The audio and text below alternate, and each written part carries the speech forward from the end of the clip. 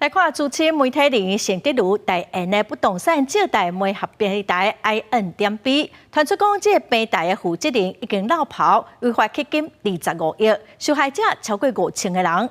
这平台向投资人强调讲，一档至少有12%的利息，也毋过最近却常常领袂到利息。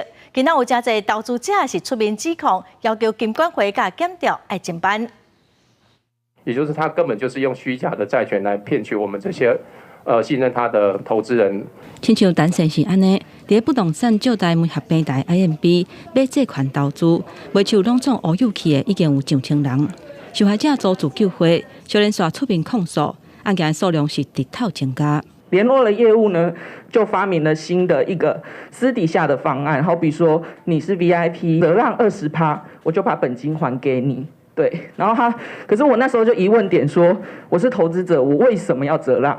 钱还未出来，佫咧画拍拉欠，要求受害者来配合。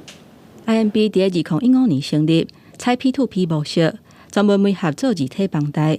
前几年看到运作真正常，不过却是为2019年开始出问题，本金甲利息慢慢啊摕袂转来。最近找投资人开说明会，业务主管无按算要解决问题，态度颠倒是真唱秋。我再讲一遍，如果你们要把我当共犯，请在出这个会议室之后再做这个态度。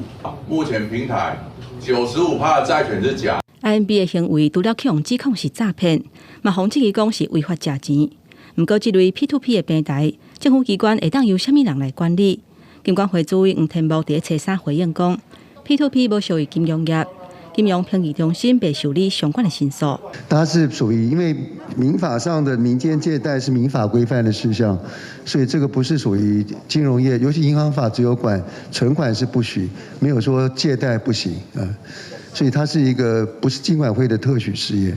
目前已经由台北地检署指挥刑事局的侦缉大队在积极的侦办当中，被害人报案的部分那可以直接到我们刑事局的侦缉大队这边来报案。今嘛受害者愈来愈多，警方嘛小连续接到通报，今嘛相关的案件嘛统一由刑事局侦缉大队来负责。